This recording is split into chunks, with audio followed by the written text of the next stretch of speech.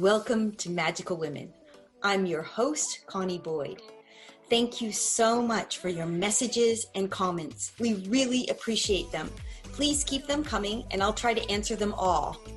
If you have questions or there's a topic that you would like us to discuss, please comment below. If there's a magical woman you'd like us to interview, please comment below. And don't forget to subscribe to the channel and click on the notifications bell so that you'll know when new videos are posted. Luna Shimada was born into a magic legacy. She's the daughter of the legendary magician Shimada. Magic is in her DNA, and she appeared on stage literally before she was born. Her story is unique. Her childhood was far from normal, and she's evolved from a silent assistant to a magic partner to being an esoteric magician who definitely follows her own vision and creativity. Luna's been called a Renaissance woman, a sorceress, a storyteller, a mentor, a mother, and a philosopher. She's had major successes and major struggles, and has survived a lifetime in the business of shows, and that's remarkable. Luna is the Shimada magic legacy. She is truly a magical woman, and it's with great pleasure I introduced the remarkable, inspirational Luna Shimada. You know, about 20 years ago when I tried to participate in the Women's Magic Conference, there weren't a lot of professional females. I mean, I was probably one of maybe 5, right. You know, and the rest were all like birthday party magicians and clowns and balloon artists, and you know, and it wasn't quite really like at the level, you know, that it is now. So definitely, you know, it's evolved. Absolutely. Like from when I started to where we are today, there are more female magicians today than I've seen in my life. I started around the same time. Yeah. Yeah. How interesting it is to be here at this time, right? As a woman my age, you know, who's also been in the business for a really long time and has seen the changes and the transitions of not just magic, but show business in general. Yes. You know, like I was lucky enough as a child to catch the tail end of the golden age, yes. You know, which was the late 60s, early 70s, you know, and that was the, you know, that was the era of the last of the supper clubs and the cabarets and, you know, and the vaudeville theaters, which, you know, there were still a few of them around back then. It was your parents that were a part of it, but you were traveling with them. Exactly. Yeah. And I, you know, and I was along for the ride, you know, and I mean, gosh, you know, it's like reflecting back on that. I feel so lucky that I got to actually physically be there, you know, and see some of these like legends perform on stage live, you know. Can you give us an example of who?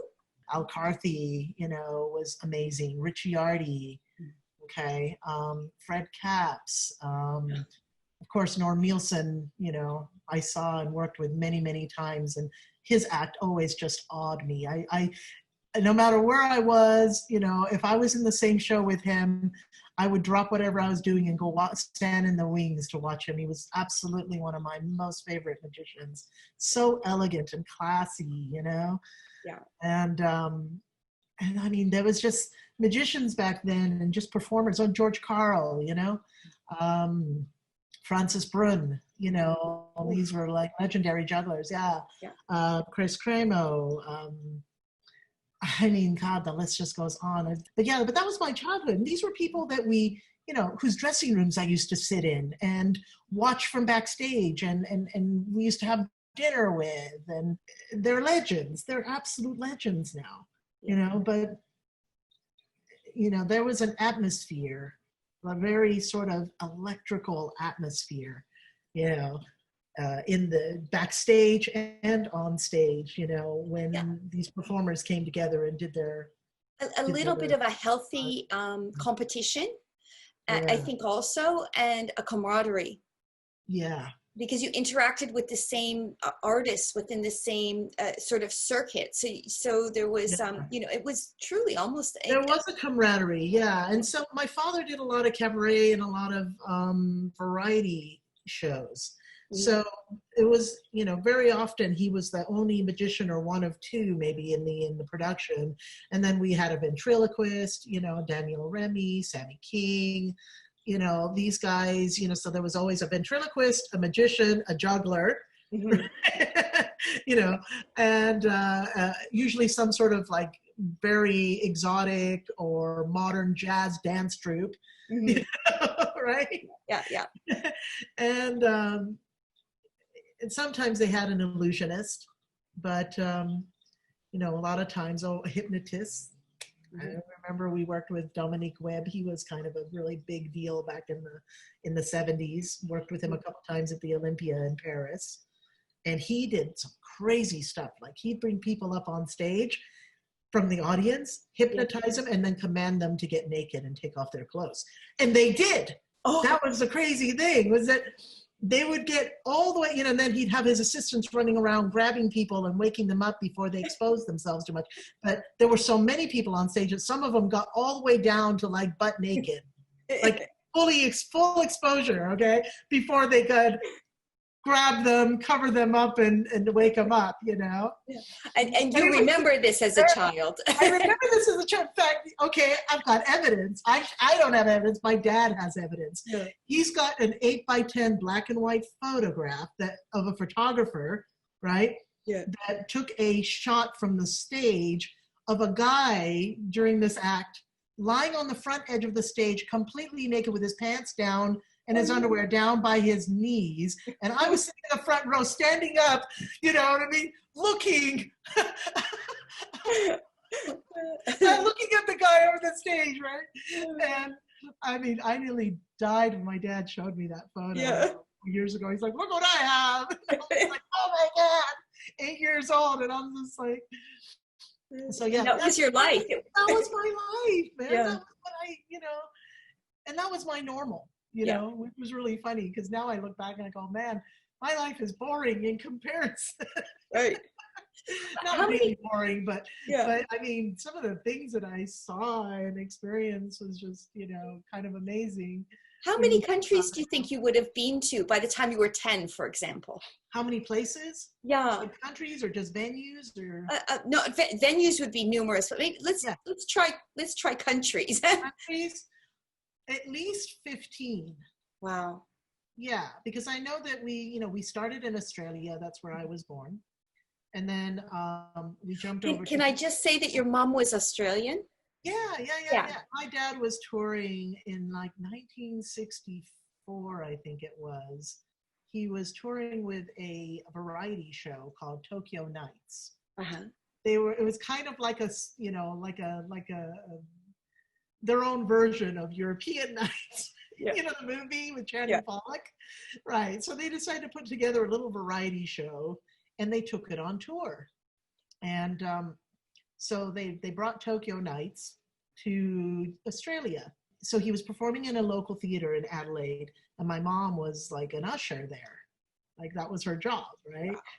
And so that's kind of how it started. You know, she saw this magician, this exotic magician up on stage, Japanese. Very handsome. Japanese magician. And she's like, oh, she'd never seen a guy like that before, you know? So she became infatuated like instantly, you know, and then try to find a way to meet him. You know? And she was also a part-time model, you know, she used to like model like swimsuits and lingerie for like local catalogs and stuff like that. Yeah, and since he couldn't speak any English, you know, she invited him for coffee and showed him her portfolio. You can imagine, right? He's like, oh. Ooh. And she was a gorgeous woman. I mean, she had the classic, you know, 1960s hourglass figure. Yes. You know, we're talking like, you know, like a 55 bust line with a 25-inch waist. Stunning woman and so generous and kind and witty and just. Oh, she was a character, wasn't she? Yeah. She was so funny. Yeah. She was so funny. And because she was Australian, And Australian people are notorious for being blunt. Yeah, no filter. Exactly. So she was very, very big on shock humor. Yeah. You know. Do you know she was the reason that I did my man-dove routine?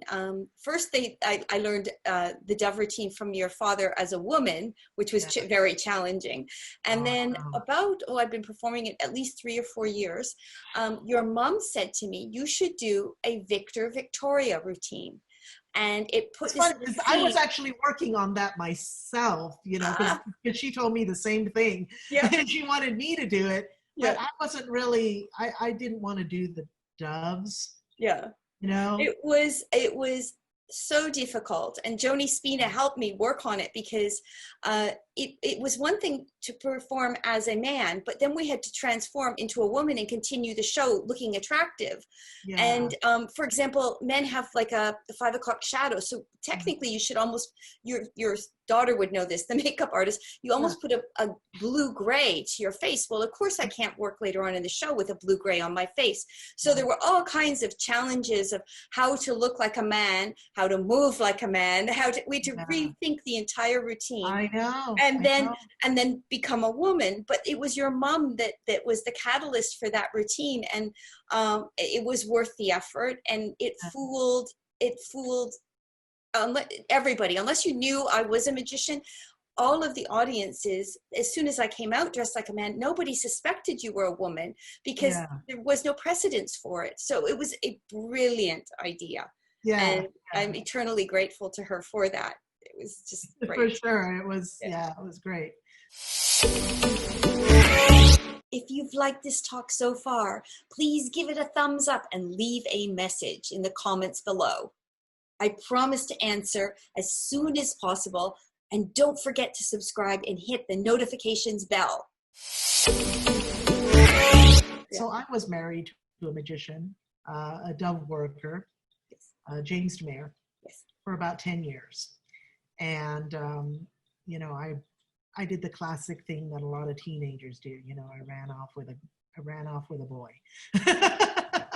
You ran off with a magician, even worse. I ran away with a magician, yeah. And a dove act to boot, you know, which wasn't long before I was in the act, you know, assisting him. And, but we became a very successful international act. You were fabulous. You know, when the varieties were still open. I mean, you want to talk about tail end? We closed most of those venues. Like the Scala. The Scala. Yeah. We were like the last magician to ever perform there. You know what I mean? Before they closed their doors permanently. So we're like, and then we moved to a different venue, and then they closed. We started getting insecure. We're like, what's happening? We're closing all these venues. It's no good. But we had a very successful international act, and we traveled and performed everywhere, you know, for like 10 years. And then eventually, you know, that relationship and that career kind of ran its course, and I wanted to step out on my own. And so I had to start from scratch. You know, right. I went to my dad. I said, I think I'm going to try and do my own act. Again, as you know, back then there were almost no female magicians. That's correct. Yeah. Right. Juliana Chen was just starting to come on the scene. Mm-hmm. She was competing at, you know, in competitions, and you know. Yeah. And he said, "You want to do dove act?" You know, because again, you know, they wanted me to do the dove act, and I was like, you know, I just finished working for like 12 years with a dove act. Yeah. And just the stresses and the, you know, the dynamics of working with the doves and traveling with the doves and looking after the doves and getting the permits to travel overseas with the doves. Yes. Because people are such strong animal activists now, they don't even enjoy watching animals in shows anymore. It makes them feel cringy. Yeah, you know? And you know, it's unfortunate because I know so many performers that treated their animals in their show better than they treated themselves. I have a dog and a parakeet in my act. Yes. You know, both of them are my babies. They're pampered pets, Pampered pets that actually love to perform. Yeah. You know, but even now, I'll occasionally get that person that'll come up to me at the show and say, I loved your act, it was wonderful, but, you know, I have to say, I'm very disturbed about that bird trick. You know, I was really worried about the bird because I put it in a hanky and banish it. And they're like, oh my God, is that bird okay? You know, so there's a little bit of anxiety now that people experience when they watch, you know, me manhandling a bird, you know, like it's sensitive.